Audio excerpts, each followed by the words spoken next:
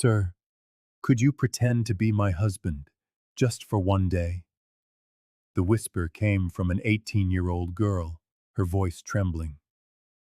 The words stopped the rugged rancher in his tracks. In the middle of a dusty frontier street, as church bells tolled, she clung to his shirt sleeve while a drunken mob jeered, their laughter a cruel chorus. Her own father was ready to sell her for whiskey, and the saloon owner waited on his porch, a stack of false papers in one hand and a predatory smile on his lips. But when the rancher stepped forward, everything changed. That single act of mercy would ignite a storm of gossip, scandal, and danger. For hidden within her late mother's Bible was a secret deed to the land that controlled the valley's only water source. Now, whispers would sharpen into threats, and enemies would begin to circle like wolves in the snow. She, who had been ridiculed as worthless, might hold the power to save them all. But would this desperate plea for a pretend husband become her salvation or her ruin? The afternoon sun beat down mercilessly on the Colorado settlement, casting long shadows across the dusty main street.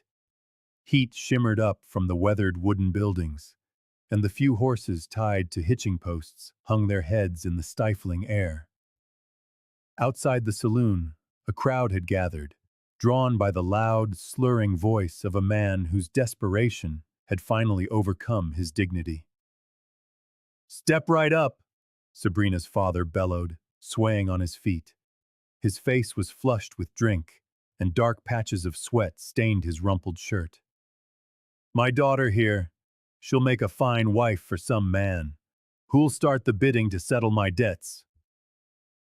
18-year-old Sabrina stood beside him, her round face burning with shame. She hugged her arms across her chest, as if trying to disappear, her ill-fitting dress doing little to hide her sturdy frame. Though a woman grown, her youth showed in her trembling lips, and the way she kept her eyes fixed on the dirt at her feet. Cruel laughter rippled through the growing crowd. "Hardly a prime piece of stock," someone shouted, sparking more jeers. "I reckon she'd eat a man out of house and home," added another, to a fresh round of laughter. Tears pricked Sabrina's eyes, but she blinked them back fiercely. She had learned long ago that showing weakness only made things worse.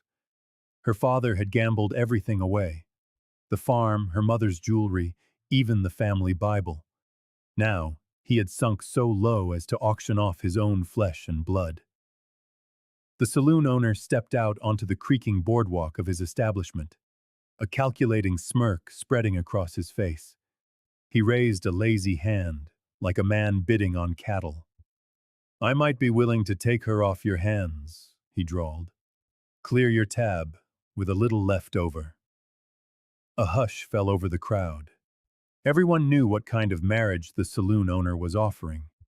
He'd done it before with other desperate women, using their bodies to pay their husbands' gambling debts until their spirits were broken. Sabrina's heart hammered so hard she thought it might burst from her chest. Her eyes darted frantically through the crowd until they landed on a tall figure who stood apart from the others. Christian, the rancher from the high country who lived outside of town. He was watching the scene with a tense stillness. Though his face was unreadable, his jaw was clenched, a line of white betraying his contained fury. She had seen him in town for years, always fair in his dealings. Rumor was he'd been a devoted husband, until his wife's death had left him to manage his large ranch alone. Without thinking, Sabrina's feet carried her toward him. Her trembling fingers latched onto the sleeve of his worn leather coat. "Sir," she whispered, her voice nearly lost in the crowd's murmur. "Could you pretend to be my husband, just for one day?" Christian's dark eyes met hers, surprise flickering in his normally stoic features. For a moment that stretched into an eternity, He studied her face. Then something in his expression shifted, a softening around his eyes, a firming of resolve. With deliberate movements, he stepped between Sabrina and the leering crowd. His broad shoulders cast a protective shadow over her smaller frame as he placed a steadying hand on her shoulder. Though he was not a man to raise his voice when he spoke, his words carried clearly down the suddenly silent street. "This young woman is under my protection," Christian declared. His calm tone carried a steel edge that made even the boldest troublemakers take a step back. "There will be no auction today." The saloon owner's smirk turned ugly. "Now see here, Christian. The girl's father owes me. A debt is a debt. Whatever he owes, I'll pay it." Christian's hand remained firm on Sabrina's shoulder, and she felt herself draw strength from his solid presence. Sabrina's father stumbled forward, his bloodshot eyes narrowing. "You have no right. She's my daughter." "And you are not fit to call yourself her father," Christian replied evenly. "A man who would sell his own child isn't worth the air it takes to argue with." Whispers ran through the crowd, like wind through prairie grass. Some nodded in agreement with Christian's words, while others exchanged knowing looks about the sudden marriage. A few of the women who had been laughing earlier now looked ashamed, avoiding Sabrina's gaze. Christian turned slightly, keeping himself between Sabrina and the others. "Come," he said to her quietly. "My wagon is just down the street." Sabrina went with him, hardly daring to breathe. His hand remained on her shoulder, a firm anchor as they walked away from the saloon, the whispers and stares following them. She could hear her father's drunken protests fading behind them, but for the first time in years, she didn't feel trapped by them. The late afternoon sun glinted off the dust their boots kicked up, creating a golden haze around them. Christian's wagon stood waiting, his two strong horses stamping impatiently in the heat. Each step that took her away from that crowd felt like a step toward something she barely dared to name. Hope, perhaps, or at least a chance at dignity. Only when they reached the wagon did Christian remove his hand from her shoulder. He turned to face her, his expression serious but kind. "You're safe now," he said simply. "No one is going to auction you or harm you. You have my word." Sabrina's legs trembled with relief. The full weight of what had nearly happened, and what this stranger had prevented, hit her all at once.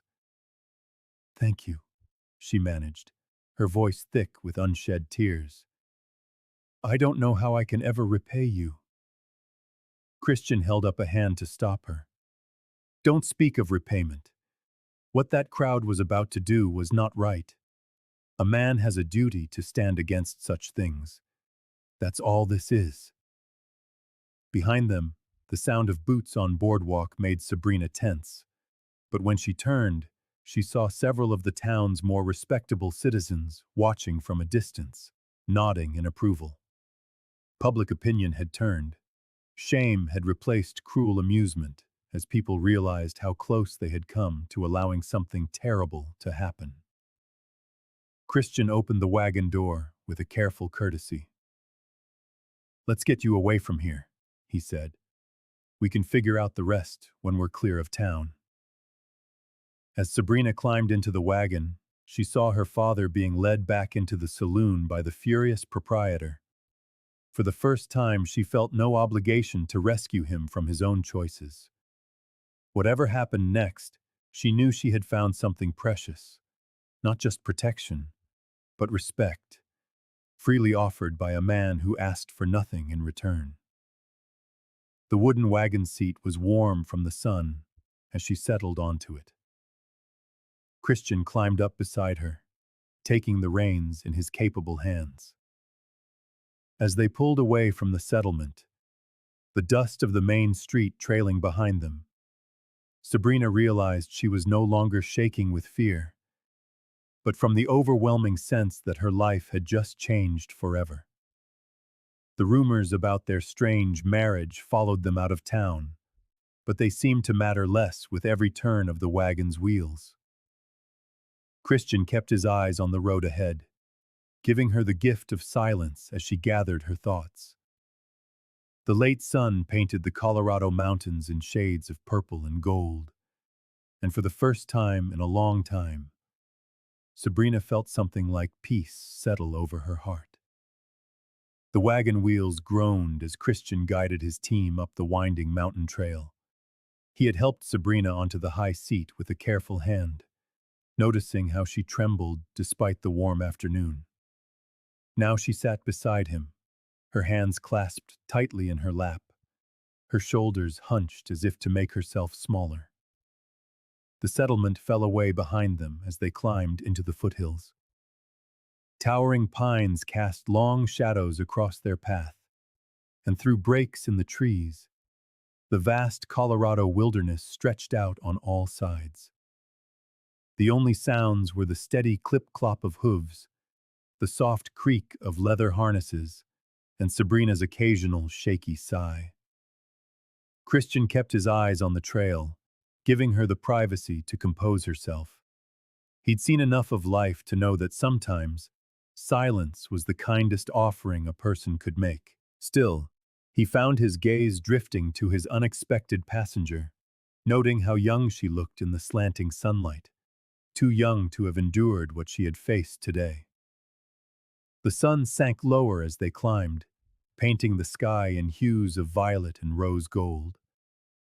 Sabrina watched the sunset with wide eyes, though Christian noticed she kept her head down whenever they passed another traveler on the road. Word of what happened in town would spread fast. He'd have to figure out how to handle it. But for now, his main concern was getting her somewhere safe. "Not much further now," he said softly, breaking the long silence as they rounded a final bend. His cabin came into view, its sturdy log walls glowing amber in the twilight. Smoke curled from the stone chimney. His neighbor, Sam, must have come by to light the fire as promised. Christian was grateful for it now. He brought the wagon to a halt near the cabin's front steps. Before he could move to help her, Sabrina had gathered her skirts and climbed down herself, though she stumbled slightly on weary legs. The poor girl had been through enough today without him fussing over her. "Come inside," he said, keeping his voice gentle. "Let's get you some supper." The cabin's interior was simple but well kept. A fire crackled in the stone hearth, casting dancing shadows on the timber walls. Christian lit the oil lamp on the table, and its warm glow made the space feel even more welcoming. His wife, Sarah, had always said a lit lamp made any place feel like home.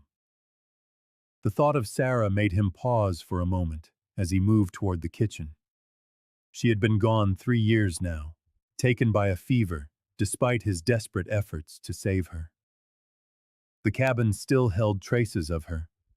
The curtains she'd sewn, the wooden spoons she'd carved, the small room off the main one where she kept her sewing supplies. Christian pushed the memories away and focused on the practical task of making dinner. He stirred the embers in the stove and started to warm a pot of beans he'd made the day before. There was fresh cornbread, too, wrapped in a clean cloth.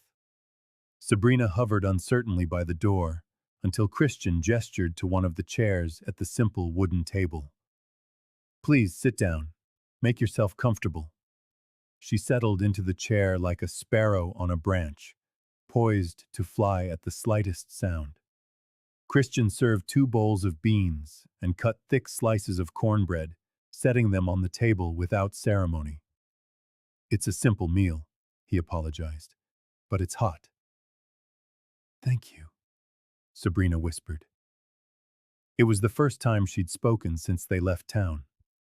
She ate slowly, carefully, as if she were afraid of taking too much. When the meal was finished, she stood up quickly. "Please let me wash the dishes. It's the least I can do." Christian started to protest but saw the set of her jaw. Perhaps she needed to feel useful, to have some small way of contributing. He nodded. Thank you kindly. The pump is there, by the sink. He settled into his chair by the fire, pretending to read, but really watching her as she methodically washed each plate and spoon. Her movements were practiced. Clearly, she was used to keeping a home. When she had finished, she stood awkwardly, clearly unsure of what to do next. Christian cleared his throat. There's a small room just through that door, he said, gesturing to what had been Sarah's old sewing room. It's yours for as long as you need it. You'll be safe here. You have my word. Tears welled in Sabrina's eyes, but she blinked them back. Thank you, Mr. Christian. I don't know why you're being so kind to me, but thank you. You can just call me Christian, he said. And kindness doesn't require an explanation. The room should be ready. My neighbor looks in on the place sometimes when I'm away. Keeps it aired out. He showed her into the small room where a narrow cot was tucked beneath a window. Sarah's quilting frame had been stored away, but one of her finished quilts was still folded at the foot of the bed. The oil lamp on the washstand cast a warm glow over the simple space. There's a basin on the stand, Christian said, and extra blankets in the chest, should you need them. I'll be in the main room if you need anything. The door has a good sturdy lock. Sabrina nodded, running her fingers over the careful stitches of the quilt. Good night, she whispered. Good night, Christian replied, backing out and closing the door behind him. He sat in his chair by the fire, listening to the small sounds of Sabrina settling in. The clink of the water pitcher against the basin, the creak of the bed springs, the soft rustle of blankets. Finally, a silence fell, broken only by the crackle and pop of the fire. Christian sat late into the night, staring into the flames. He knew the peace of this night was a fragile thing. The next day would bring its own troubles. The town wouldn't let the matter of Sabrina rest so easily. Her father's gambling debts would still need to be settled, and there would be whispers about her staying here. An unmarried woman under his roof. He would have to figure out how to protect her reputation while keeping her safe. But those were troubles for the morrow. For tonight, at least, she was safe and warm, with a full belly and a locked door between her and the cruelty of the world. Christian fed another log to the fire and settled deeper into his chair, prepared to stand watch through the night. In the small room, Sabrina curled up beneath Sarah's quilt, her exhausted body finally beginning to relax. The bed was soft, the room was warm, and for the first time in years, she felt truly safe.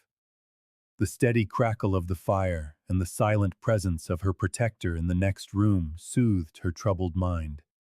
Despite her fears for the coming day, sleep came quickly, pulling her into a peaceful darkness. Dawn broke over the mountain peaks, painting the sky in soft shades of pink and gold. Christian was up early, busying himself with his morning chores while he let Sabrina sleep. The poor girl needed the rest after yesterday's ordeal. When he heard movement from the small room, he put the coffee on to boil and started mixing a simple pancake breakfast. Sabrina emerged, looking a little more composed than the day before, though a shadow of worry still lingered in her eyes. She had smoothed her hair and arranged her dress as best she could. "Morning," Christian said, sliding a plate of pancakes across the table. "We'll need to head into town for supplies today. I figure you'll be wanting a few things for yourself." Sabrina's face paled slightly, but she nodded. "Yes, thank you. I don't have anything with me." Don't you worry about the cost, Christian said, seeing her discomfort. We'll get what you need. After breakfast, Christian hitched his bay horse to the wagon while Sabrina washed the dishes. The morning air was crisp, carrying the scent of pine and sage. As they set off, Christian noted how Sabrina's shoulders tensed the closer they got to town. The settlement was already bustling when they arrived, dust rising from the main street as wagons and riders went about their business. Christian helped Sabrina down from the wagon, aware of the stares and whispers that followed them. He stayed close by her side as they made their way toward the general store. They hadn't gone 10 paces when the saloon owner stepped out of his establishment, blocking their path. His fine waistcoat gleamed with watch chains, and his smile didn't reach his eyes. "Well, well, if it isn't the happy couple," he drawled, tipping his hat in a mockery of respect. "Though I recall the lady was promised elsewhere. I hold a document stating that her father's debts are transferred to me, including any goods or persons under his control." Christian stepped forward, placing himself squarely between Sabrina and the saloon owner. "Miss Sabrina is not a piece of property to be traded, and she is under my protection now." "Protection? Is that what you're calling it?" the saloon owner asked, his voice thick with insinuation. "What a convenient arrangement you have there. But a debt is a debt, and I intend to collect what's owed to me." "You'll collect nothing from her," Christian said flatly, his hand drifting near his belt. "You'd best move along now." A small crowd had gathered, watching the confrontation with keen interest. The saloon owner's face darkened, but before he could reply, another voice cut through the tension. "Brothers, let us not forget the Lord's teachings on proper conduct." The preacher stepped forward, holding his worn Bible in one hand. He was a tall man, with graying hair and severe features softened by kind eyes. "These young people are in need of guidance, not confrontation," the preacher continued. He turned to Christian and Sabrina. "While I understand your intentions were honorable, you must see how this arrangement appears to others. A young, unmarried woman living under a bachelor's roof. It is not proper. Her reputation will be ruined." Sabrina's face flushed crimson, and she stared at the ground. Christian felt a surge of anger at her public humiliation. "Our arrangement is temporary," he said curtly. "Miss Sabrina needed help, and I offered it. There is nothing improper about it." The preacher shook his head. "The world is not always charitable in its judgments. Marriage would protect her honor and silence these rumors." "We've heard enough," Christian said firmly. He placed a gentle hand on Sabrina's elbow. "Come on. We have supplies to get." They left the gawking crowd behind, but Christian could feel the whispers following them like shadows.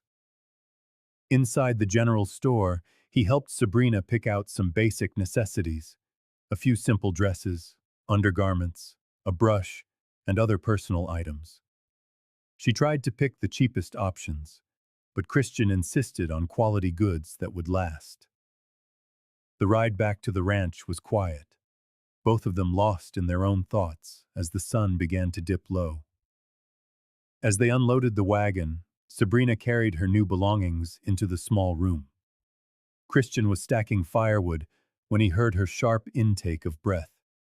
He hurried inside to find her sitting on the bed, holding a worn Bible in trembling hands. "I found it in the dresser drawer," she whispered. "It was my mother's.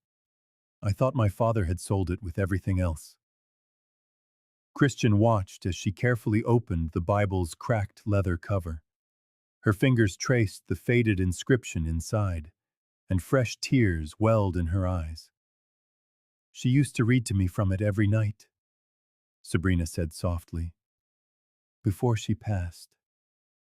As she turned the pages, a folded piece of paper slipped from between them, fluttering to the floor. Christian bent to retrieve it, but not before he saw the official seal and legal script. Sabrina unfolded the document with unsteady fingers. Her eyes widened as she read. "It's a deed," she breathed. "My mother left me land. 20 acres along North Creek." She looked up at Christian, her eyes wide with wonder. "I had no idea. My father never said a word." Christian's mind raced. North Creek was the main water source for his own ranch. Flowing down from the mountains, through his neighbor's property, 20 acres along that creek would be a valuable holding indeed. "Your father knew," he said grimly. "That must be what he was after." He paused, not wanting to finish the thought. Sabrina's face went pale again. "The saloon owner. He must know too. That's why he wants—" She clutched the deed to her chest, her frightened gaze meeting Christian's. The sunset painted the cabin walls a deep gold as they sat in a heavy silence, both understanding how much the stakes had just been raised. The deed in Sabrina's hands wasn't just paper. It was power, protection, and perhaps the real reason behind her father's desperate actions. Christian watched Sabrina carefully fold the deed and place it back inside her mother's Bible. Her hands were steady now, though her face showed the strain of the day's revelations. The last rays of sun streamed through the window, catching the unshed tears that glistened on her cheeks. Morning light streamed through the cabin windows, bringing with it a cool mountain breeze that stirred the curtains. Christian had been awake since before dawn, his routine unchanged despite the unusual circumstances. He paused in his morning chores, watching Sabrina emerge from her room, already dressed and eager to help. "Good morning," she said softly, smoothing her skirt. "I'd like to help if you'll show me how." Christian nodded, appreciating her initiative. "Suppose we can start with the basics. The chickens need feeding, water needs to be fetched, and the porch could use a sweeping." He showed her the feed barrel, demonstrating how much to scatter for the hens. Sabrina watched intently, her face a mask of serious concentration.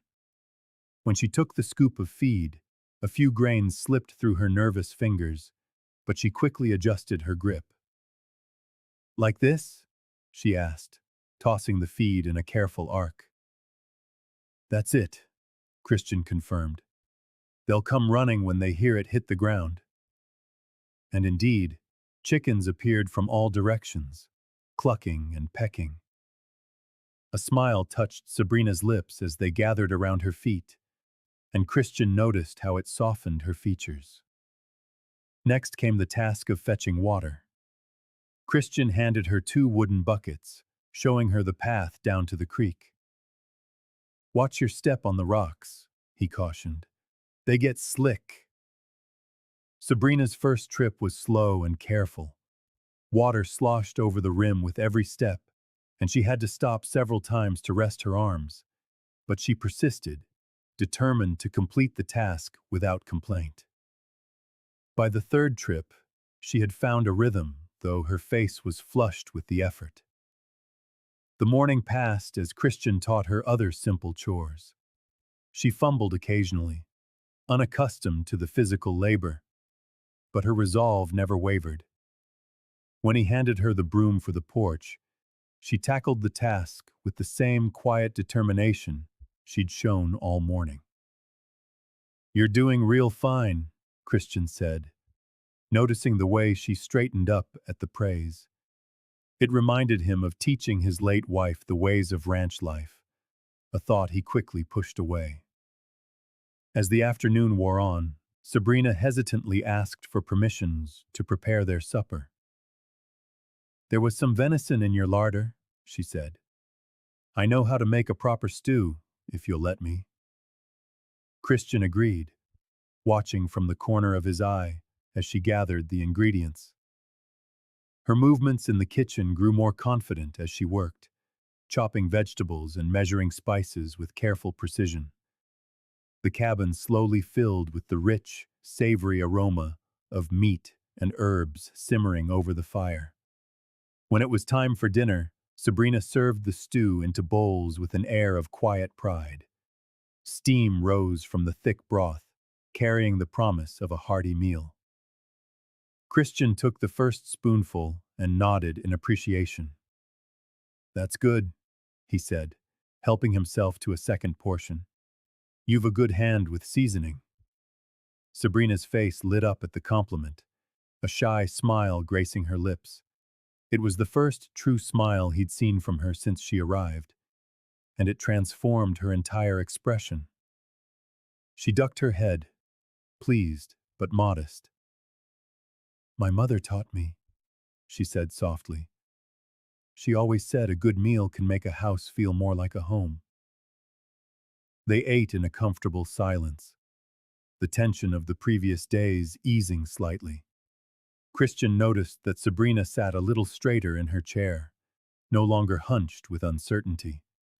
Contributing to the household had given her a dignity she'd been lacking. After she had washed and put away the dishes, Christian picked up a worn saddle strap from his workbench. The leather needed mending before it could be used again. He was about to begin his work when he noticed Sabrina watching him with interest. "Would you like to learn?" he asked, surprising even himself with the offer. She nodded eagerly, pulling her chair closer to the warm glow of the lamp. Christian showed her how to punch the holes, thread the leather strips, and tie the proper knots. His large hands moved with practiced ease as Sabrina leaned in, studying his every move. "Here," he said, handing her a piece of leather. "You try." Her first attempts were clumsy, the stitches uneven, but Christian found a patience he never knew he possessed, guiding her hands when needed and offering quiet encouragement. Slowly, her movements grew more certain, her stitches straighter. The lamp burned low as they worked, casting long shadows on the cabin walls. Outside, the night was deep and silent, broken only by the occasional howl of distant coyotes. Their wild songs drifted across the starlit valley, a reminder of the untamed world just beyond their door. At last, Sabrina finished her section of the repair. It wasn't perfect, but it would hold. She ran her fingers over the stitches, satisfaction plain on her face. "Thank you for teaching me," she whispered, stifling a yawn. "And for everything."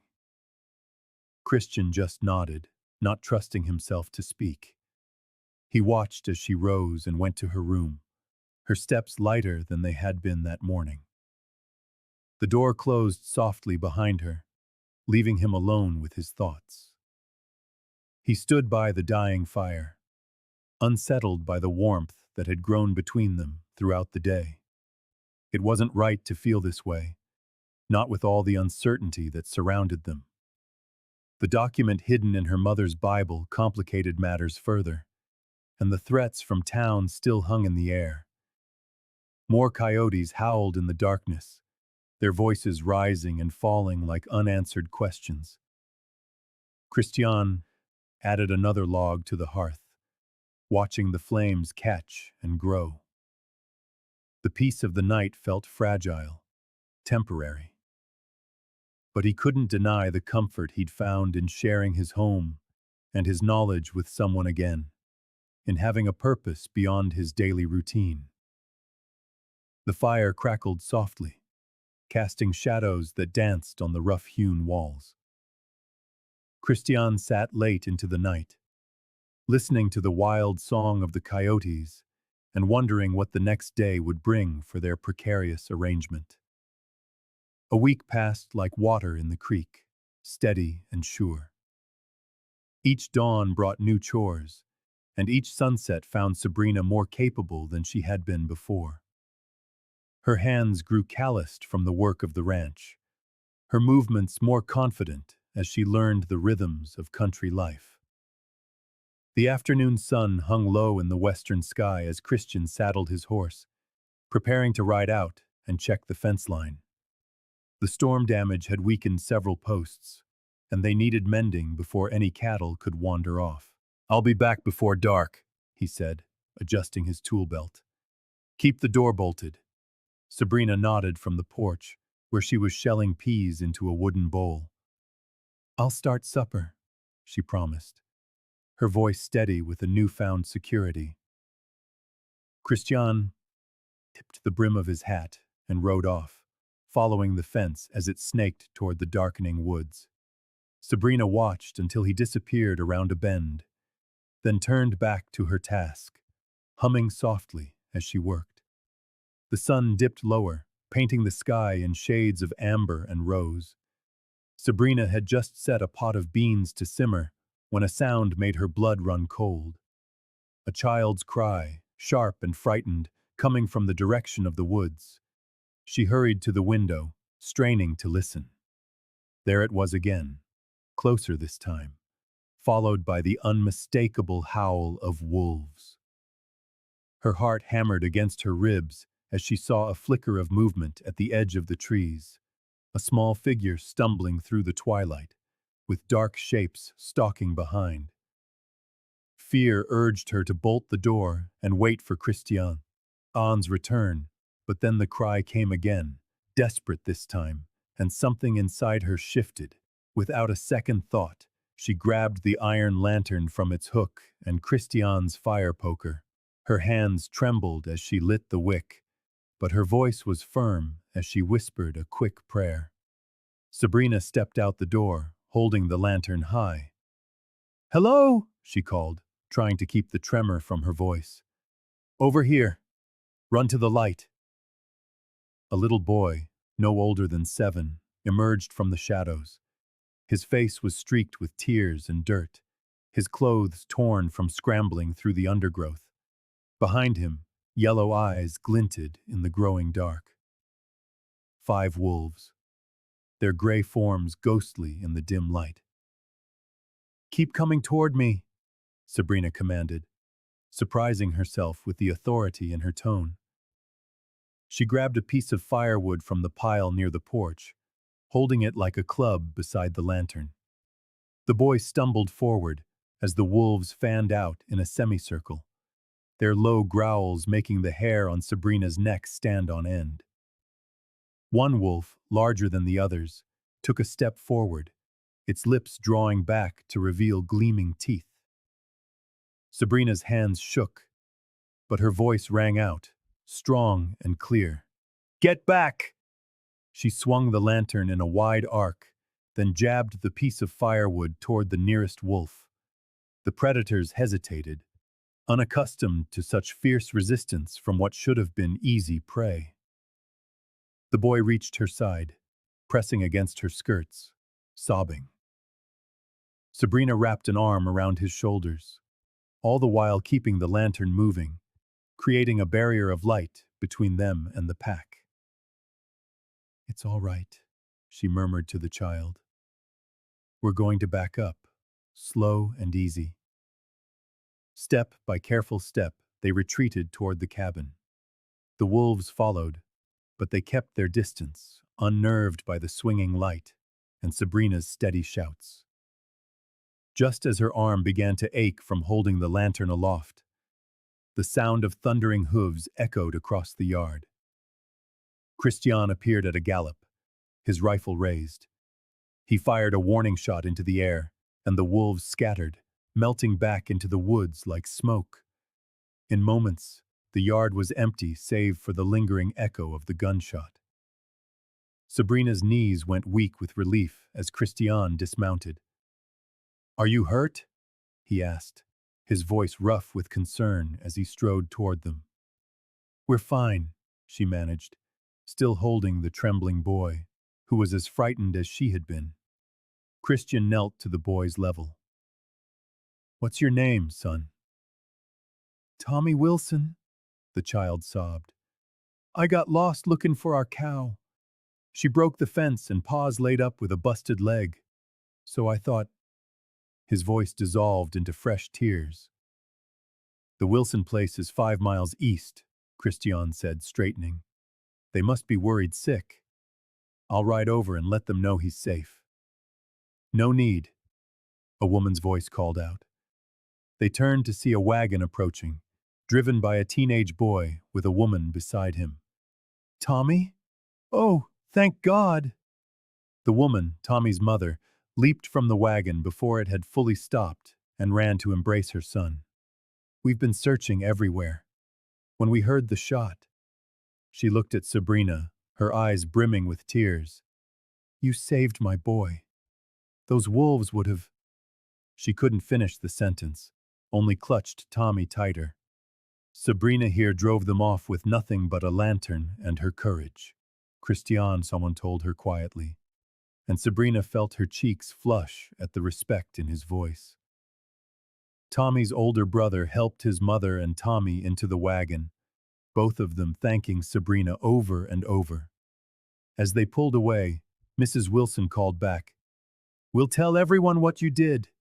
Courage like that deserves to be known." Silence fell over the yard as the wagon disappeared into the darkness. Sabrina was still holding the lantern, its flame now steady as her hands had stopped shaking. She looked up to find Christian watching her with an expression she had never seen before, something like awe mixed with astonishment. "Supper's probably burnt," she said softly, suddenly shy under his gaze. "Doesn't matter," Christian replied, taking the lantern from her and hanging it back on its hook. "Come inside. You must be exhausted." They sat down to slightly overcooked beans and cornbread, but neither of them seemed to mind. Christian served her first, his movements deliberate and respectful. When he spoke, his voice was gentle. "What you did tonight, that took real grit." Sabrina looked down at her plate, but not from shame this time. For the first time since she had arrived at the ranch, she felt truly proud of herself. "I couldn't let them get to him," she said simply. "It wasn't really a choice." "No," Christian agreed. "I suppose it wasn't. Not for someone with a heart like yours." They finished their meal in a comfortable silence, the lamplight warming the cabin walls. Outside, a lone wolf howled in the distance, but Sabrina no longer felt a chill of fear. She had faced her fears and found a strength she never knew she possessed. As she cleared the dishes, her movements were sure and steady, a match for the quiet pride that glowed in her heart. Saturday morning dawned crisp and bright, the kind of autumn day that painted the Colorado mountains in rich hues of gold and crimson. Christian's wagon rolled steadily toward town, the wooden wheels crunching over scattered pine needles. Sabrina sat beside him on the rough-hewn bench, a basket filled with eggs and butter for trade at her feet. The familiar knot of anxiety tightened in her stomach as the first buildings came into view, but something felt different today. The way Christian sat, solid and sure beside her, was a reminder that she was no longer alone. "Reckon we need coffee and sugar," Christian said, pulling the wagon to a stop near the general store. "And maybe some of those peppermint sticks you like." His quiet thoughtfulness brought a small smile to Sabrina's face. The market square was bustling with activity. Merchants had set up wooden stalls displaying everything from root vegetables to handmade quilts. The morning sun warmed the dusty ground, bringing forth the mingled scents of fresh bread and leather goods. Sabrina noticed the whispers as soon as she stepped down from the wagon, but they weren't the cruel murmurs she was used to. Instead, she caught snippets of conversation that made her pause. "That's the girl who saved Tommy Wilson. Fought off 5 wolves with nothing but a lantern. Braver than half the men in this town, I'd say." Mrs. Wilson, who had once pointedly turned away when Sabrina passed, now approached with a warm smile. My Tommy can't stop talking about how you saved him, she said, pressing Sabrina's hand. We're blessed to have such a courageous neighbor. Sabrina's cheeks flushed with the praise. Anyone would have done the same, she murmured. No, Mrs. Wilson said firmly. Not everyone would have. It takes a rare kind of courage to face down wolves in the dark. More women joined them, offering words of admiration and thanks. Sabrina found herself drawn into conversations about life on the ranch and Christian's kindness. For the first time, they looked at her face instead of her size. They spoke to so her instead of about to her. Near the edge of the market, under a canvas awning, sat a striking woman with long, black hair braided with leather strips. Her trade blanket displayed neat rows of dried herbs and packets of remedies. Several settlers stood nearby, waiting to trade goods for her renowned cures. That's Nalin, Christian explained quietly. She knows more about healing plants than anyone in these parts. Saved my best horse last spring with her poultices. Sabrina watched as Nalin conducted her trades with a quiet dignity, speaking both English and Comanche as needed. There was something captivating about her presence, a sense of being utterly at peace with herself. As the morning wore on, Sabrina found herself drawn toward Nalin's stall. The Comanche woman looked up, her dark eyes sharp and knowing. You are the one who faced the wolves, she said. It wasn't a question. Yes, ma'am, Sabrina replied softly. Nalin regarded her for a long moment. My people know that true strength comes from here, she said, touching her chest over her heart. You carry the strength of spirit, not the weakness of flesh. The wolves saw it too. That is why they fell back. Sabrina felt tears well in her eyes.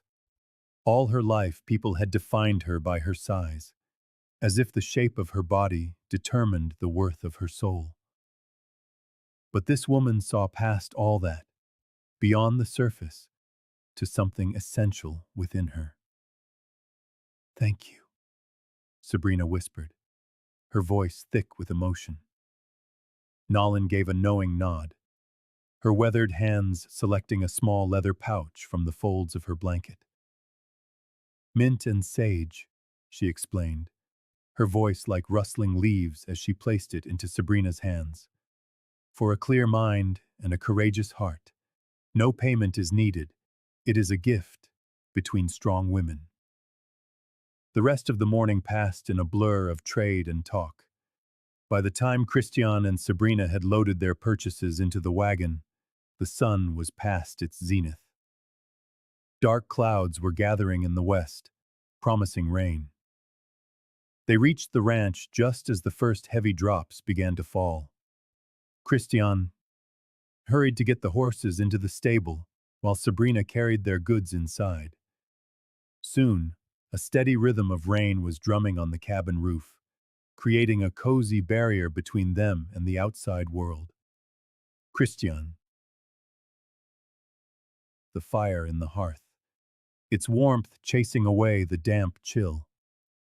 Sabrina began to prepare supper, moving with a newfound confidence in the familiar space.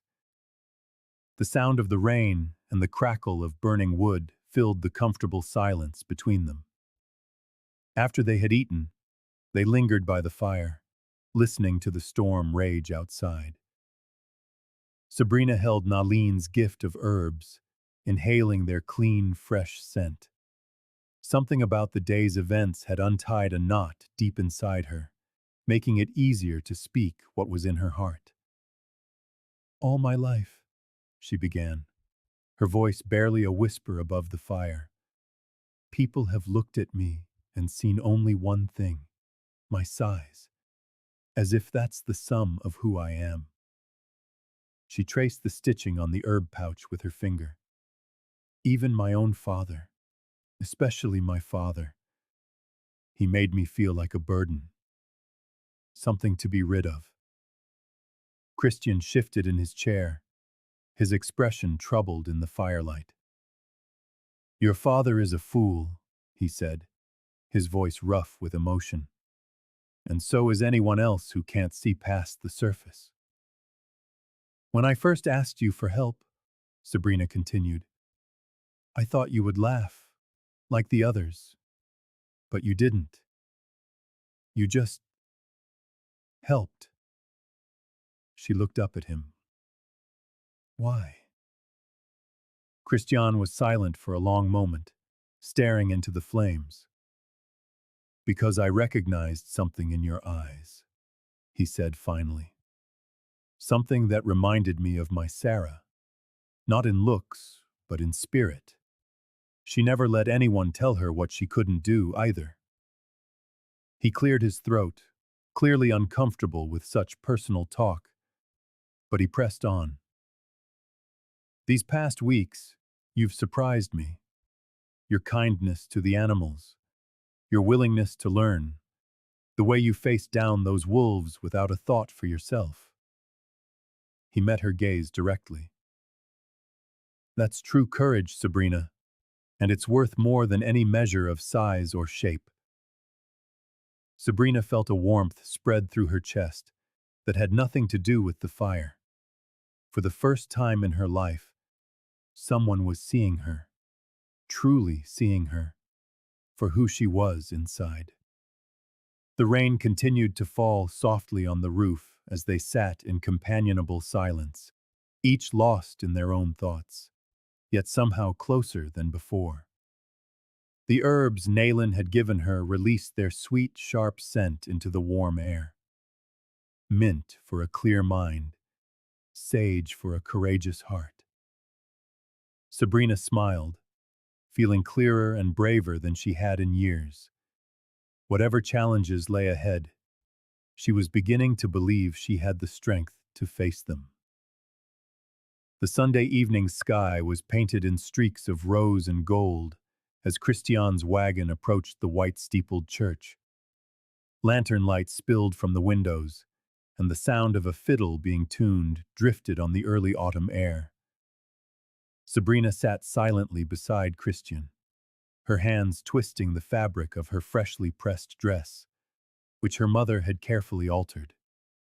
Christian pulled the wagon to a stop beside several others.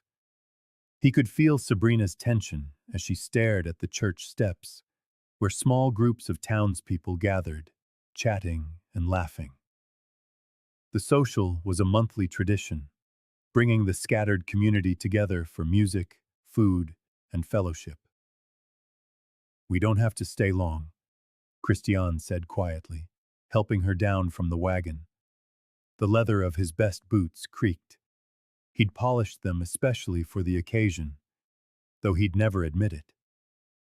Sabrina's feet felt rooted to the packed earth at the bottom of the church steps. Through the open doorway, she could see ladies arranging pies on long tables, their colorful skirts swishing as they moved. The fiddler drew his bow across the strings, testing a melody. It all looked warm and inviting, but Sabrina remembered all too well the cruel laughter that had followed her through these very streets just weeks before. Christian touched her elbow gently. Shall we? He asked, offering her his arm. The simple gesture conveyed strength, reminding her she was no longer alone. Taking a deep breath, Sabrina placed her hand in the crook of his arm. Together, they mounted the steps and crossed the threshold into the lamplit church. Heads turned as they entered. Sabrina felt her cheeks grow warm, but the expected whispers and snickers never came. Instead, Mrs. Peterson smiled and waved from the pie table. The Wilson boy, whom Sabrina had saved from the wolves, tugged on his mother's skirt and pointed excitedly. Good evening, Christian, Mr. Barnes, the blacksmith, greeted them. Fine night for a social, isn't it? Christian nodded, guiding Sabrina toward an empty bench along the wall. The familiar scent of coffee, fresh-baked pies, and beeswax candles filled the air. The fiddler struck up a lively tune, and several couples moved to the open space in the middle of the room. "Would you care for some coffee?" Christian asked. When Sabrina nodded, he went to the refreshment table, returning with 2 steaming cups and plates bearing generous slices of apple pie. They sat together, watching the dancers and listening to the music. Sabrina found herself tapping her foot to the rhythm, remembering how her mother used to hum as she worked in their old cabine. The memory brought a smile instead of the usual ache. As the evening wore on, more people stopped by their bench to chat. The talk was simple, of weather and harvests, of praise for the pies and preserves, but the simple normality of it felt like a gift. No one stared at Sabrina's size or made a sly comment. She was just another neighbor at the town social. The fiddler shifted to a slower melody that floated through the room like honey. Christian stirred in his seat, then surprised himself by standing and turning to Sabrina. "Would you care to dance?" he asked, his voice husky with an unexpected nervousness. Sabrina's eyes widened. I don't know how," she stammered. "Neither do I, to tell you the truth," Christian admitted with a small smile. "But we can figure it out together." Her heart pounding, Sabrina placed her hand in his. Christian led her onto the floor, placing one hand carefully at her waist, while holding her other hand in his. "I suppose we just move to the music," he said softly. The first few steps were clumsy, both of them trying not to step on the other's feet. But gradually, they found a rhythm. Christian's hand was warm and steady at her back, his presence solid and reassuring as they turned slowly to the music. Sabrina couldn't stop the smile that spread across her face. For the first time in her life, she wasn't thinking about her psalms or what others might be saying. She was simply dancing with a good man who had chosen to ask her, who looked at her with genuine warmth in his eyes. The lamplight cast a golden glow on everything, making the moment feel almost magical. Other couples swirled around them, but Sabrina barely noticed.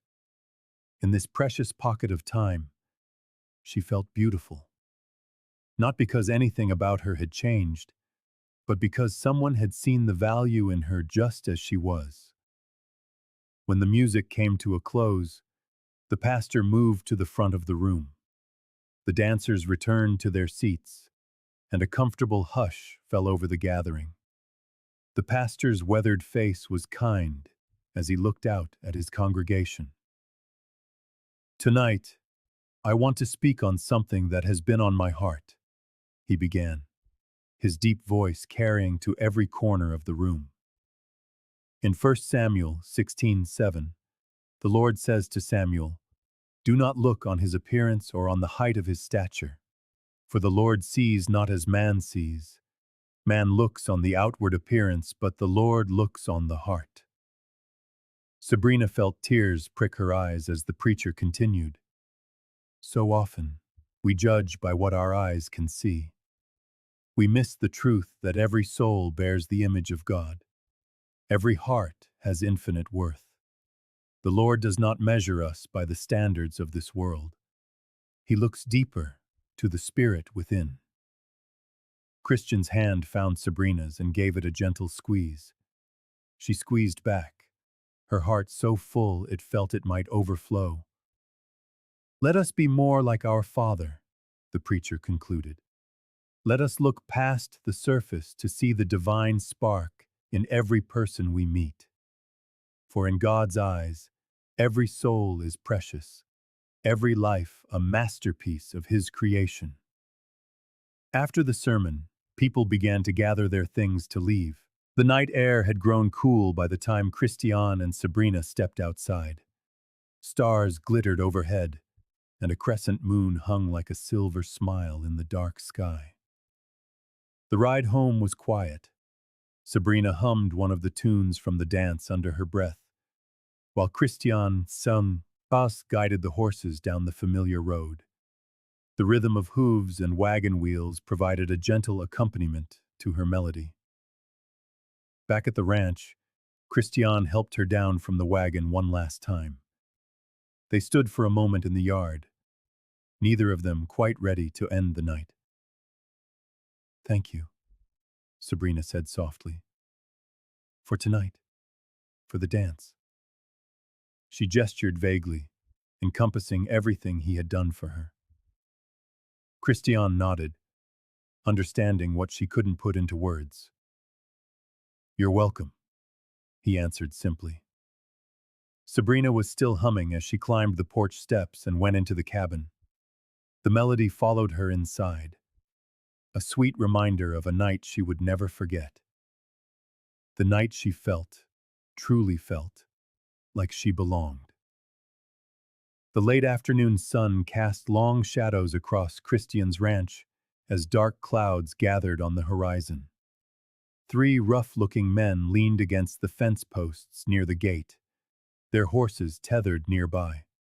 They had appeared 2 days ago, smoking and spitting, watching the homestead with predatory eyes. Sabrina's hands trembled as she gathered eggs from the henhouse.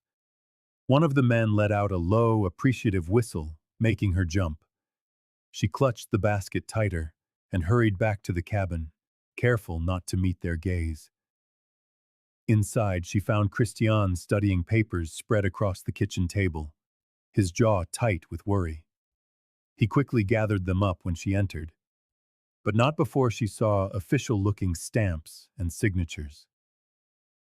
"Found this nailed to the gate this morning," he said, his voice strained. "Looks like the saloon owner got his hands on some fancy documents claiming rights to your mother's land." He paused, running a hand through his hair. "And somehow, he's tied it to my water rights, too." Sabrina set the egg basket down carefully, a knot forming in her stomach. "But that's not possible. The deed was my mother's. It's legal and true." "Legal papers can be forged," Christian said heavily. "And the saloon owner has friends in the county offices who will swear to whatever he wants, as long as the price is right." Thunder rumbled in the distance as Sabrina began to prepare supper. She moved through the familiar tasks mechanically, peeling potatoes, slicing salt pork, setting water to boil. Her mind churned with worry over the men outside and the threat to both their homes. Christian paced the length of the cabin, checking the windows periodically. The presence of the hired men clearly had him on edge. They both knew these weren't ordinary cowboys. They were the kind of men who solved problems with violence, hired by those with money and cruel intentions. As evening fell, Sabrina set 2 bowls of stew on the table. Christian sat, but he barely touched his food, lost in his thoughts. She was about to clear the plates when she heard him speaking softly to himself, not realizing she could hear. "I can't keep her here," he muttered, staring into his cooling stew. "It's too dangerous now. Those men out there, they're not going away. Keeping her around is putting us both at risk." The words struck Sabrina like a physical blow. Her throat tightened as the meaning sank in. She had become a liability, a source of danger to the man who had shown her such kindness. Of course he would want her to leave. Who wouldn't? She was nothing but trouble, just as her father had always said. A flash of lightning lit the cabin in stark white for a moment. Sabrina turned away quickly, not wanting Christian to see the tears that sprang to her eyes. "I think I'll turn in early," she managed to say, her voice trembling on the edge of breaking. "It has been a long day." "Sabrina!" Christian called after her, perhaps hearing something brittle in her tone. but she was already closing the door to her small room. In its refuge, Sabrina pressed her face into the pillow to muffle her sobs. Outside, the thunder grew louder, a fitting accompaniment to her turbulent heart. After everything, the town social, the growing respect of the townsfolk, learning to be useful on the ranch, she had begun to harbor the foolish hope that she might have found a true home here. But now the truth was stark and clear. Christian had only ever meant to help her temporarily, and she had trespassed on his kindness. Her presence was endangering him, threatening the very land and water rights he depended on. The saloon owner's men, lounging near the gate, were a constant, menacing reminder of the trouble she had brought to his doorstep. Rain began to fall, tapping a somber rhythm against the window pane. Sabrina sat up, wiping her eyes with trembling hands. Through the thin walls, she could hear Christian pacing the main room, his steady footfalls, the scrape of his chair, the soft thump of firewood being added to the stove. Familiar sounds that had come to mean safety and home, but would soon be only memories. A particularly loud clap of thunder made the cabin shudder. In the brief silence that followed, she heard Christian let out a heavy sigh. The sound was so saturated with weariness that fresh tears slipped down Sabrina's cheeks. This good man had risked everything to help her. And how had she repaid him? By bringing danger and conflict to his peaceful ranch. She thought of the deed hidden in her mother's Bible, the document causing all this trouble. Perhaps if she just gave it to the saloon owner, he would leave Christian alone. The thought of surrendering her mother's last gift made her heart ache. But was it not better than being the cause of Christian losing everything he had worked for? Lightning flashed again, and in the brief, stark illumination, Sabrina caught her reflection in the small mirror on the wall. The face staring back was tear-stained, but it was no longer that of the frightened girl who had begged a stranger for help outside a saloon. The past weeks had changed her, taught her that she had worth beyond what others saw on the surface. But that growth had come at a cost Christian was now paying. His muttered words echoed in her mind. "I can't keep you here. It's too dangerous now." The truth of them settled like a stone in her chest. She had to leave, before her presence brought any more ruin upon the man who had already done so much for her. Outside, the storm intensified. Wind rattled the window panes and the rain hammered against the roof. Sabrina huddled beneath the quilt, listening to the wild weather and trying to quiet her racing thoughts. But sleep remained elusive, her mind spinning with fears and regrets. In the main room, Christian's footsteps continued their restless pattern. She pictured him there, worrying about the men outside, about the forged documents, about the water rights his ranch depended upon. All because he had been kind to a desperate girl who had no right to ask so much of him. The storm showed no sign of abating as the night wore on. Neither did the ache in Sabrina's heart as she lay awake, feeling more unwanted than ever. Come morning, she would have to face the meaning of Christian's words, that her brief taste of belonging had come to an end. The thunder rolled again, closer now, like the footsteps of an approaching fate. In its rumble, Sabrina heard echoes of the cruel laughter that had haunted her all her life. She pulled the quilt tighter around herself, trying to cling to the warmth of the home she would soon have to leave behind. The pale light of dawn had barely begun to crease the sky when Sabrina eased her door open. Her heart hammered against her ribs as she crept through the silent cabin. Christian's soft snores came from his room. He had fallen asleep late, after hours of restless pacing. Her hands shook as she placed a folded note on the kitchen table. The simple words thanked him for his kindness and apologized for the trouble she had caused. Tucked inside was her mother's deed. Let Christian use it to save his water rights. It was the least she could do. From the pantry, she took only a small loaf of bread and a few dried apples, enough for a day's journey, but not so much that it would be missed. She wrapped them in a cloth and tucked them into the pockets of her heaviest dress. Over her shoulders, she draped the wool blanket from her bed. The morning air was sharp and cold when she stepped outside. Dark clouds hung low on the horizon, promising snow.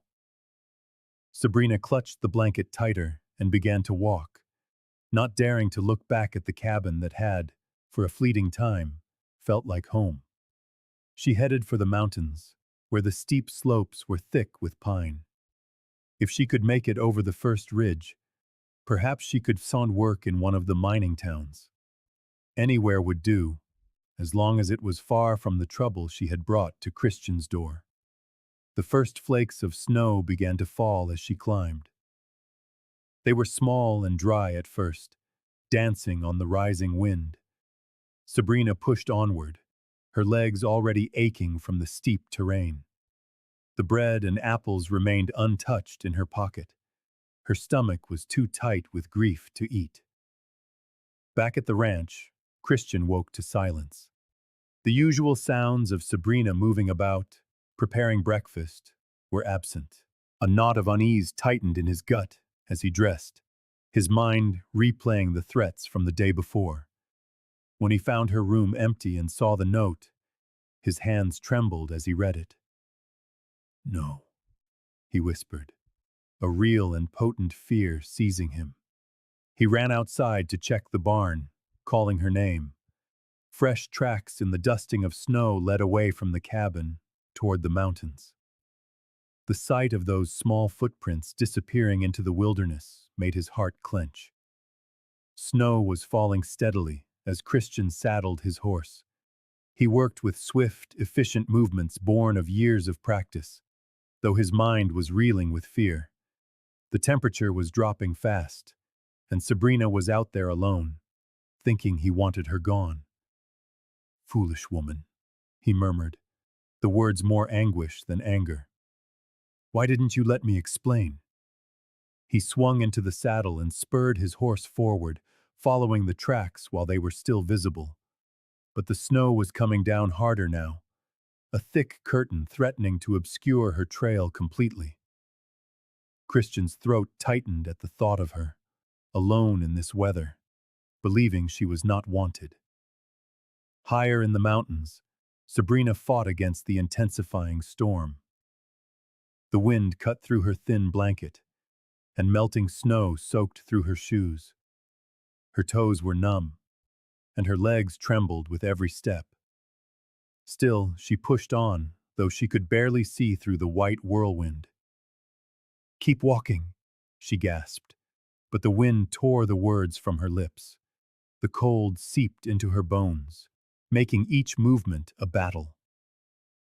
When she stumbled over a hidden root, her legs finally gave out. She fell into a deep drift, the last of her strength deserting her. As consciousness began to fade, Sabrina thought she heard someone call her name. But that was impossible. No one would be looking for her. No one would miss her. It must be the wind, playing tricks on her. Her eyes drifted shut as the numbness spread. Christian's voice grew hoarse from shouting into the storm. His horse plodded steadily through the deepening snow, but Sabrina's tracks had vanished. Fear was a cold knot in his chest as he scanned the white landscape. How long had she been out here? How much time did she have left? Then he saw it. A dark shape huddled in the snow beneath a pine tree. His heart nearly stopped. "Sabrina!" He vaulted from the saddle, stumbling through the drifts to reach her. She was lying on her side, her skin as pale as the snow around her. When he touched her cheek, it was like ice. "No!" Christian snarled, scooping her limp body into his arms. "I will not lose you too. Not like this. He lifted her against his chest, her head lolling against his shoulder. She felt so small, so fragile. Carefully, he mounted his horse, cradling her close. She stirred slightly, a faint moan escaping her blue-tinged lips. Christian wrapped his heavy coat around them both and turned the horse for home. "Stay with me," he whispered fiercely, urging the animal into a faster pace. "I never wanted you to leave.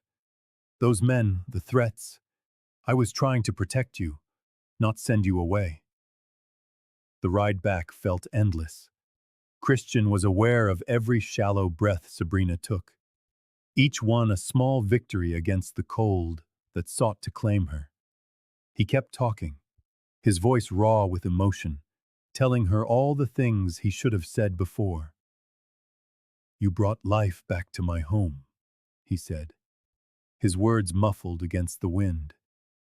"I had forgotten what it was like to have someone to care for, someone who needed me." His arms tightened around her still form. "I think I needed you too." Finally, the cabin emerged through the curtain of snow. Christian's hands were nearly frozen to the reins, but he didn't feel the cold. All that mattered was getting Sabrina warm and safe. He carried her inside, kicking the door shut against the storm. With gentle haste, he laid her on the bearskin rug before the hearth and worked to revive the fire. The flames had died to embers, but he quickly added kindling and logs until a blaze roared to life, casting a welcome heat over them. His hands shook as he removed her snow-caked clothes, wrapping her in warm blankets from his own bed. Her body was racked with violent shivers, a good sign he knew from long winters in the mountains, but it pained him to see her suffer. "So cold," Sabrina chattered, her teeth clicking together. Her eyes fluttered open, clouded with confusion and a lingering ache. "Why? Why did you come for me?" Christian's heart constricted at the genuine bewilderment in her voice. He began to rub her arms through the blankets, trying to restore circulation. "Because you belong here," he said, his voice rough. "I never wanted you to think otherwise." "But I heard you," she whispered, another shiver shaking her frame. "You said it was dangerous. I didn't want to cause any more trouble." Christian's hands stilled. He took a deep breath. "That trouble was never yours to carry, Sabrina. It was mine. I was afraid of failing you, of not being able to protect you." Her eyes widened slightly at his confession. He forced himself to continue, knowing she needed to hear all of it. "After Margaret died," he swallowed hard, the name a ghost on his tongue. "After I lost my wife, I swore I would never let anyone depend on me again. I couldn't bear the thought of failing someone like that again." His voice grew stronger, steadier. "But then you showed up, needing shelter, and something in me just couldn't turn you away." He looked down at her, his gaze full of a truth he had only just admitted to himself. "Rest now. We'll talk when you're stronger. But know this.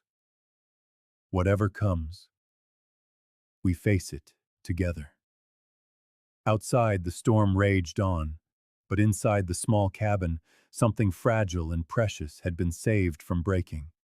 And as Christian sat beside her, ready to watch over her through the long hours ahead, his heart was heavy with the knowledge that his own fears had nearly cost him everything that mattered. "These past few weeks, watching you find your place here, seeing your strength, I was terrified of how much I'd come to care." Tears welled in Sabrina's eyes, spilling over to trace paths down her cold, rosy cheeks. "I thought I was just a burden, someone you felt obligated to help." No. Christian's denial was swift and vehement. He pulled her closer, blankets and all, until she was nestled against his chest. You brought life back to this empty house. You made it a home again. When I saw your tracks leading into that storm, his arms tightened around her. I've never been so afraid. Sabrina pressed her face into his shoulder, her tears soaking his shirt. I was so alone before, she whispered. My father gambled away everything my mother left. He treated me like a possession to be sold off. When you stood up for me that day, it felt like a miracle. But I kept waiting for you to realize I wasn't worth the trouble. Look at me, Christian said softly. When she lifted her tear-streaked face, he cupped her cheek with his calloused palm. You are worth everything. The work, the risk, all of it. I'm only sorry that my own fears made you doubt that. Fresh tears slid over his hand.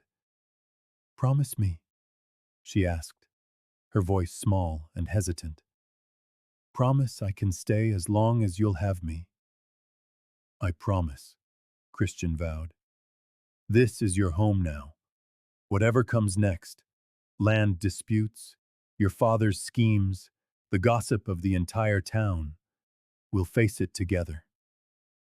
Something tight and painful in Sabrina's chest began to loosen at his words.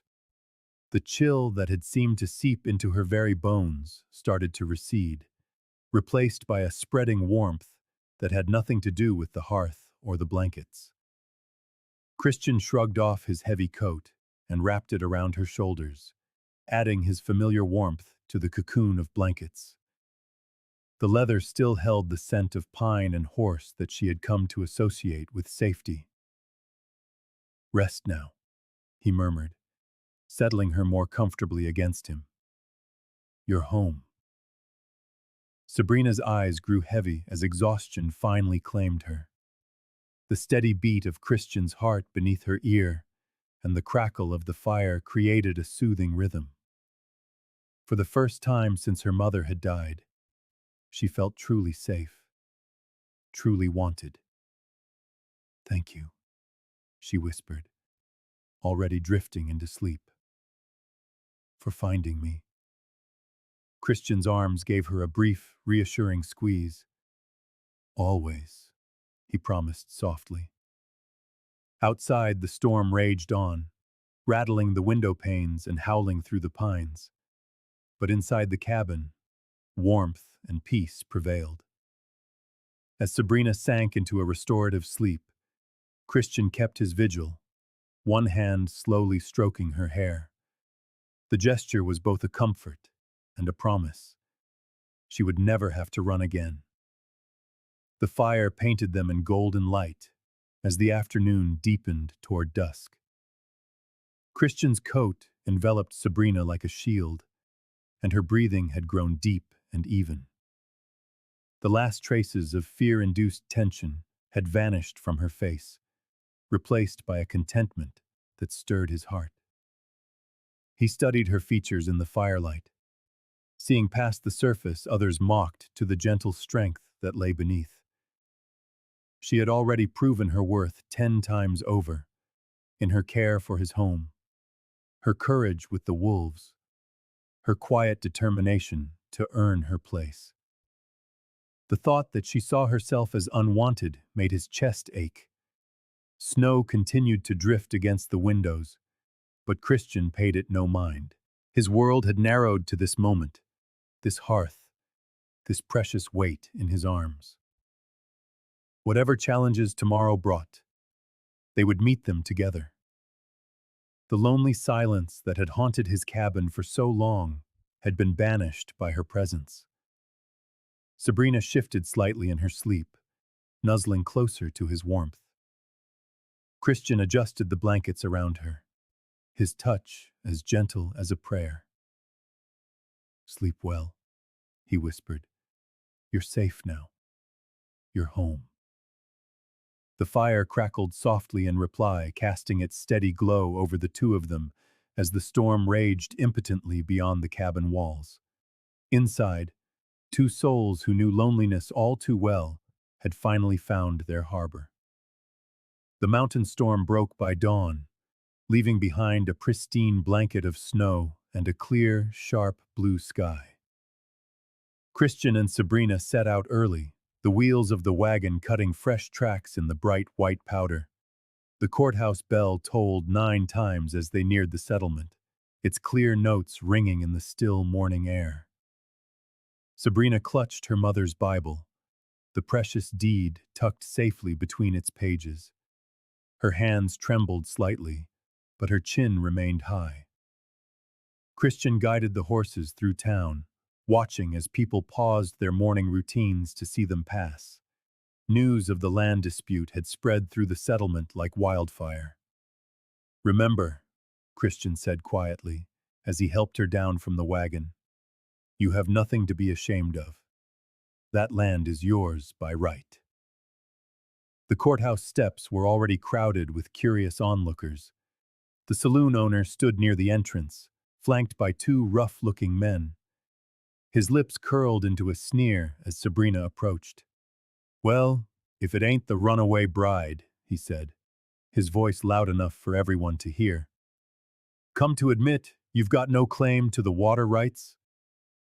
Christian took a step forward, but Sabrina put a hand on his arm. "No," she said softly. "Let him talk. His words can't hurt me anymore." Inside the courthouse, morning light streamed through the tall windows, catching dust motes in golden beams. The wooden pews filled quickly with townspeople, their whispered conversations creating a steady hum. Judge Harrison, a weathered man with shrewd eyes, sat behind his massive oak desk, shuffling papers. The saloon owner strode forward with a swagger, presenting documents with a flourish. "Your Honor, I have here a legal transfer of deed, signed and witnessed, granting me full rights to the land and water access in question." He shot a superior look at Sabrina. "The girl's father made the deal fair and square, to settle his debts." Judge Harrison adjusted his spectacles, scanning the papers. "And where is Mr. Turner today?" "My father." Sabrina's voice wavered. She squared her shoulders and continued more firmly. "My father left town 3 days ago. He has not returned." A few knowing chuckles rippled through the crowd. Everyone knew of William Turner's habit of drinking away his troubles and disappearing for days on end.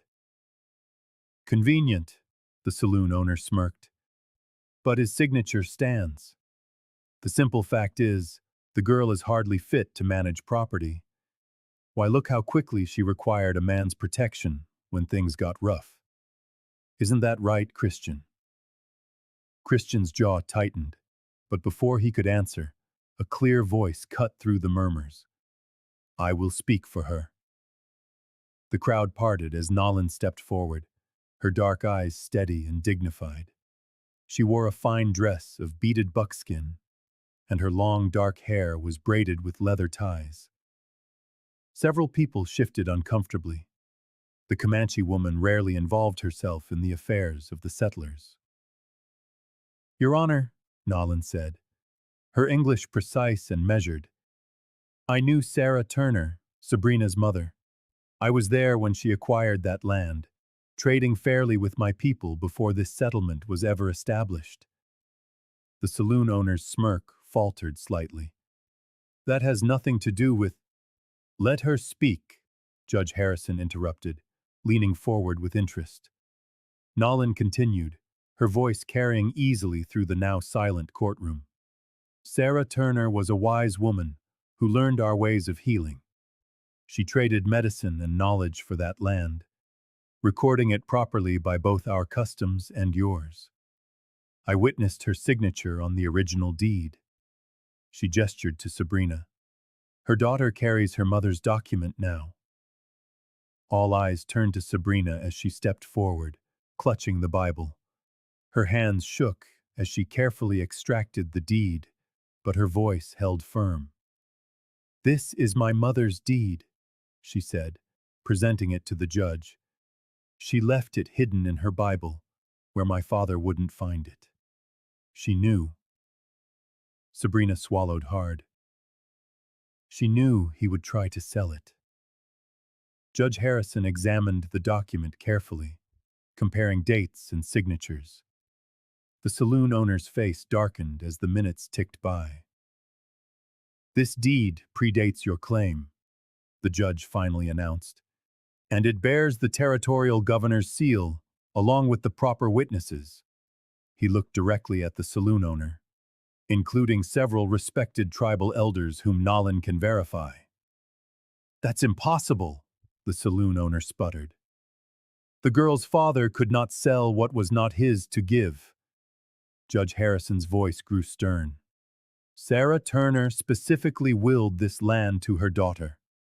William Turner had no legal right to negotiate its sale, regardless of his debts."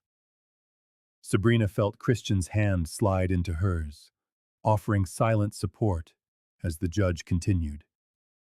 "Furthermore," Judge Harrison held up the saloon owner's documents, "these papers show signs of recent alteration. The ink is too fresh. The signatures are inconsistent." His gaze hardened. "I am opening an investigation into this attempted fraud." The saloon owner's face turned an ugly shade of red. "You can't do that."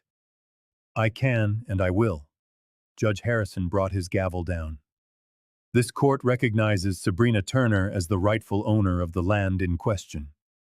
Court is adjourned until tomorrow morning, when we will address the matter of the fraudulent documentation." He glared at the saloon owner. "I suggest you bring a lawyer." The crowd erupted into excited chatter. Christian squeezed Sabrina's hand, pride clear in his expression. "You did it," he whispered.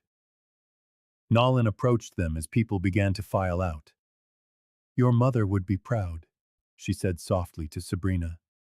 "You showed the same quiet strength today that she possessed." Tears pricked Sabrina's eyes.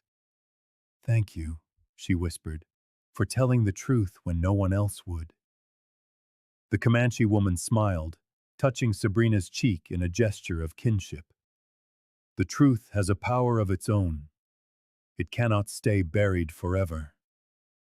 The saloon owner stormed past them, his face a mask of rage.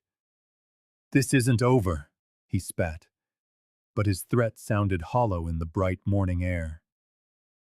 Outside the courthouse, townspeople gathered in small groups, buzzing about the morning's events.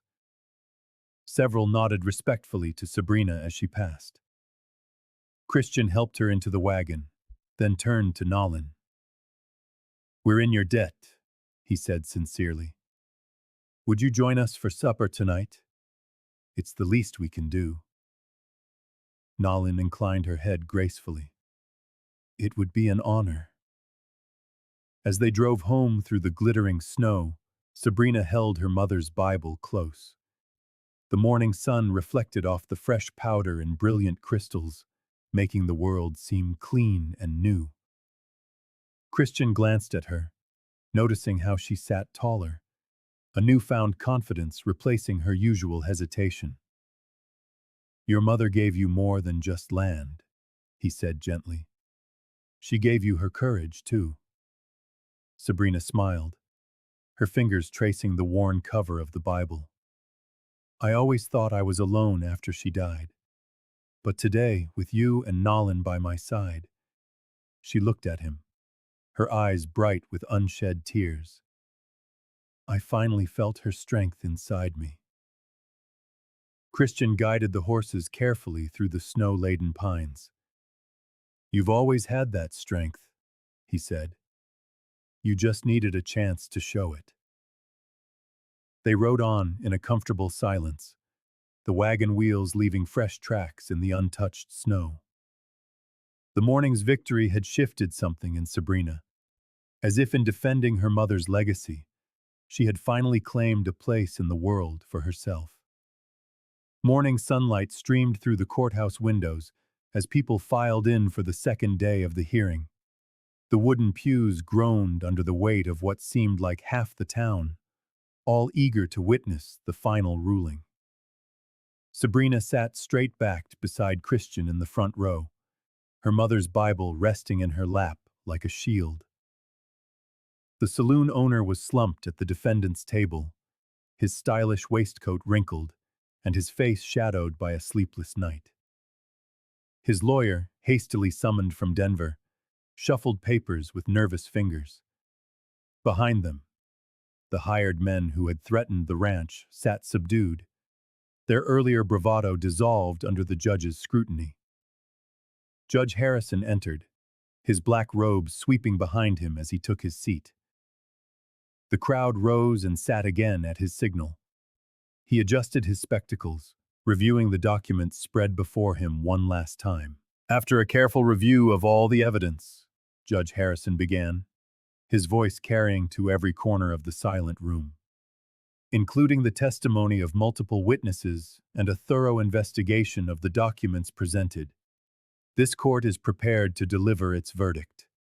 Sabrina felt Christian's hand slide into hers. She squeezed it, drawing strength from his steady presence.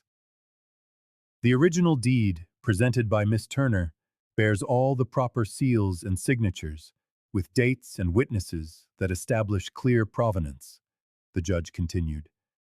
Furthermore, the analysis by the court's own experts confirms that the competing documents presented by the defendant show clear signs of forgery, including altered dates and falsified signatures.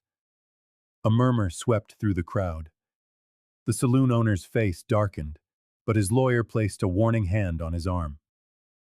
Therefore, this court rules in favor of the plaintiff, Miss Sabrina Turner, recognizing her full and legal ownership of both the land and its associated water rights, as inherited from her mother, Sarah Turner. Judge Harrison's gavel came down with a firm crack. The defendant's claims are hereby dismissed as fraudulent. The courtroom erupted in applause. Several women, who had once whispered cruel jokes about Sabrina, now shouted their congratulations. Nolan, watching from the back, smiled and gave a silent nod of approval. Furthermore, Judge Harrison continued, silencing the room once more, this court orders the defendant to cease all harassment and intimidation of Miss Turner and her property. The evidence of attempted fraud will be forwarded to the territorial authorities for possible criminal prosecution. The saloon owner shot to his feet, his face blotchy with rage. This is an outrage. That land was— Sit down, his lawyer hissed, yanking him back into his chair. Unless you want to add contempt of court to your troubles. At the back of the courtroom, Sabrina caught sight of her father leaning against the wall. William Turner seemed smaller, somehow, his usual arrogance drained away. When their eyes met for a fleeting moment, he looked away quickly, shame etched in every line of his face. Without a word, he slipped out the door, vanishing like the morning mist. The hired men followed suit, dispersing quickly now that their employer's power had crumbled. Several of them tipped their hats awkwardly to Sabrina as they passed, perhaps remembering their own sisters or daughters. Court is adjourned, Judge Harrison declared, banging the gavel one last time. People swarmed Sabrina and Christian, offering congratulations and warm wishes. The pastor's wife gripped Sabrina's hand, her eyes glistening with tears. Your mother would be so proud, my dear, she whispered. You stood your ground with such grace. Thank you, Sabrina managed, her own eyes welling up. She felt taller, as if a great weight had been lifted from her shoulders. Christian stood beaming beside her, his quiet pride evident in every glance. This was not the same trembling girl who had clutched his sleeve outside the saloon, pleading for protection. She had found her own strength, earned her own respect. Shall we go home? He asked softly, once the crowd finally began to thin. Home. The word warmed Sabrina's heart. It was no longer just a shelter, but a true home. The ride back to the ranch was quiet, the winter sun glinting off the fresh snow. Christiane held the reins while Sabrina clutched her mother's Bible, occasionally touching the worn cover as if to assure herself this was not a dream. "I never thought I'd see this day," Christiane said, as they reached the crest of the hill overlooking the valley. That saloon owner had this town in his grip for years. It took someone special to stand up to him. Sabrina blushed at the compliment. "I had help," she said softly. "You, Nalin, the judge, everyone who chose truth over fear." "You gave them something to believe in," Christian replied. "Your mother's deed may have been the legal proof, but it was your courage that won them over."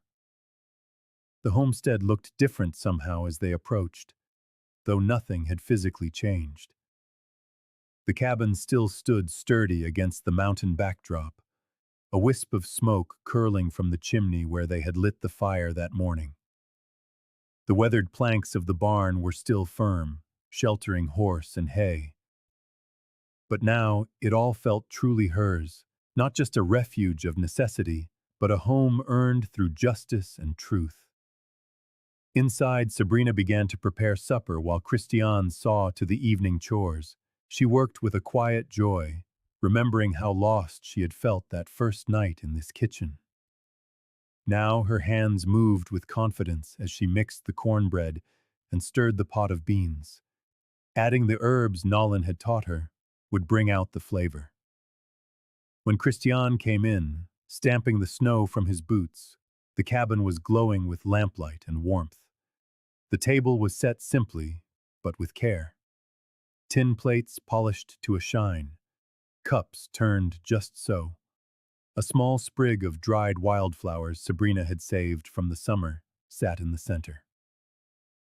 "Smells wonderful," Christian said, washing his hands in the basin. Sabrina smiled, then surprised them both by saying, "Would you mind if I said grace tonight?" Christian's eyes softened. "I'd like that very much." They joined hands across the table and bowed their heads. Sabrina's voice trembled a little at first, then grew stronger. "Dear Lord, we thank you for this food, and for all your mercies, for justice that prevails, even when hope seems lost, for friends who stand beside us in truth, for the legacy of those who loved us enough to prepare our way." She gave Christian's hand a gentle squeeze, and most of all, for bringing light from darkness, and for turning strangers into family. Amen. Amen, Christian repeated softly. They ate in a comfortable silence for a time, savoring both the meal and the peace that settled around them like a warm blanket. The fire crackled in the hearth, and outside a lone coyote howled at the rising moon. It was no longer a threat, just part of the familiar song of the night. "What happens now?" Sabrina asked finally, scraping the last bits of cornbread from her bowl. Christian looked at her thoughtfully. "Whatever you want to happen. It's your land. Your life. Our land," she corrected gently. "The water rights serve both properties.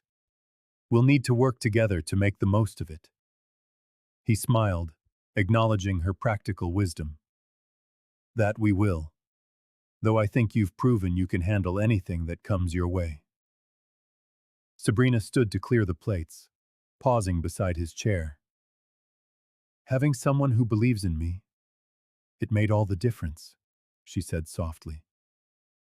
"Thank you for that." Christian took her hand, his calloused fingers warm against hers. "You were the one who believed. I just bore witness." She squeezed his hand once before turning to the wash basin, her heart full. Through the window, The stars were beginning to appear in the darkening sky. Somewhere out there, she thought, her mother was smiling. Justice had been done, dignity restored, and love, an unexpected, unforeseen love, had blossomed like a winter rose in the snow. The church bells rang out clear across the settlement that Sunday morning, calling people to worship as they did every week. But something felt different in the crisp winter air. Perhaps it was the way the sun shone on the fresh snow, or how the morning itself seemed to hold its breath with expectation. The small church filled quickly. Townspeople stamped the snow from their boots in the entryway, greeting one another with warm smiles. The pews creaked under the weight of their Sunday best as neighbors squeezed together, sharing hymnals and quiet conversation. Sabrina sat near the middle, her heart light despite the curious glances still sent her way. The victory in court the week before had changed things. Where once there had been whispers of mockery, now there were nods of respect. She smoothed her best dress, a simple brown wool she had carefully pressed the night before, and focused on the pastor's words about God's providence and mercy. Christian sat beside her, closer than was proper, his shoulder occasionally brushing against hers. His hands, she noticed, were restless, his fingers tapping against his knee. Twice during the sermon, she caught him looking at her with an expression she couldn't quite decipher, something between nervousness and resolve. The service drew to a close with a final hymn. As the last notes of Amazing Grace faded, the pastor raised his hands for the benediction, but before he could speak, Christian rose suddenly to his feet. "Pardon me, Pastor," he said, his voice clear and strong, echoing through the silent church. "May I say something before we close?" The pastor raised his eyebrows, but nodded, stepping back from the pulpit. Christian moved into the center aisle and turned to face Sabrina. Her heart began to pound as he took her hand, gently pulling her to her feet. "Folks of this congregation," Christian began, his voice steady despite the flush on his cheeks. "You all know what brought Sabrina to my ranch. A desperate plea for protection. A pretense of a marriage to save her from a terrible fate." Murmurs rippled through the pews. Sabrina felt her face grow hot, but Christian's grip on her hand was warm and sure. "What began as a ruse," he continued, "has become something true and precious. This brave woman has proven her worth not just on my ranch, but to this whole community. She faced down wolves to save a child. She stood against injustice in a courtroom and showed more courage than many men I know." He took a deep breath, and then slowly, he knelt. Gasps echoed through the church. Sabrina's free hand flew to her mouth, tears springing to her eyes. "Sabrina Turner," Christian said, his voice thick with emotion. "I don't want to pretend anymore. I want to be your husband in truth, to care for you and protect you, to work beside you, to build a life together on the land God has blessed us with. Will you marry me?" For a moment, the church was utterly silent. Sabrina looked down into Christian's face, seeing in his eyes all the affection and respect that had grown between them these past weeks. Her voice was a trembling whisper, but it carried clearly as she answered, "Yes, yes, I will." The church erupted in applause and joyous shouts. Several women dabbed at their eyes with handkerchiefs. Even the pastor was beaming as he stepped forward. "Well then," he said, raising his hands for quiet. "Since we are all gathered here in the house of God, and these two young people have waited long enough, what do you say we make this official, right here and now?" More whoops of delight answered him. Christian rose to his feet, never letting go of Sabrina's hand. "If you're willing," he asked her softly. Sabrina nodded. too overcome with joy to speak. Someone began to hum the wedding march, and others joined in. The pastor opened his Bible, his voice warm with pleasure. Dearly beloved, we are gathered here in the sight of God and in the face of this congregation to join together this man and this woman in holy matrimony. As the familiar words washed over them, Sabrina barely heard them.